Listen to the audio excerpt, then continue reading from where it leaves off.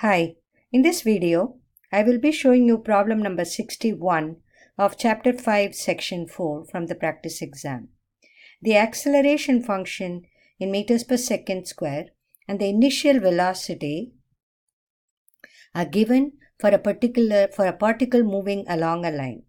A of t, which is the acceleration, equal to t plus 4 with the initial conditions v at 0 is 3, t lying between 0 and 10. Find the velocity at time t.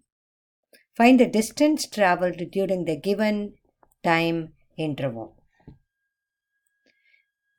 So we have seen from the earlier sections position, velocity and acceleration. So if we go this way, you have to take the derivative.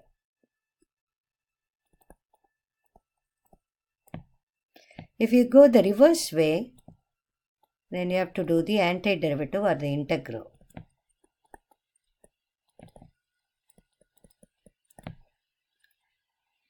So here, a of t, the acceleration is given in our problem.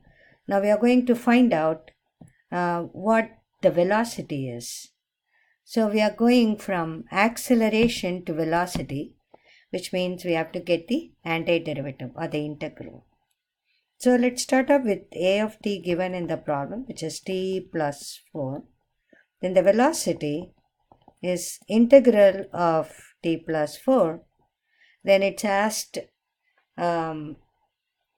over at any time t. So we have to keep this as integral of t plus 4 as an indefinite integral, which is t square over 2 plus 4t plus a constant. But you are given v of 0 equal to 3. So we will use that condition when t equal to 0, v at 0 equal to 3. So if you substitute that, it's 0 square over 2 plus 4 times 0 plus c. This gives us c equal to 3. Substituting that in 1,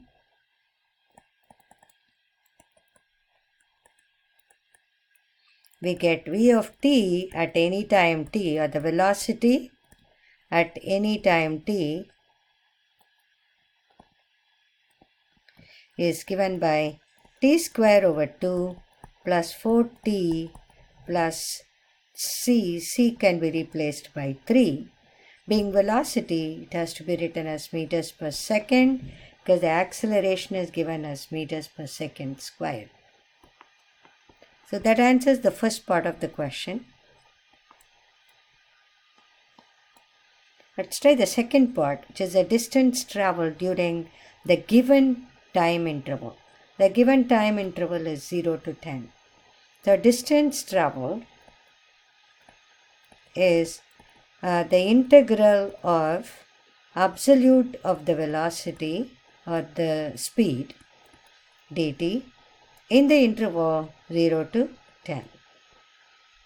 So it is integral 0 to 10 absolute v of t, which is absolute t square over 2 plus 4t plus 3. You substitute the velocity function from part A dt. In order to find out where this graph, the integrand is positive or negative, we can actually sketch the graph. This is after all a parabola. So we can use a calculator for this, which is x square over 2 plus 4x plus 3.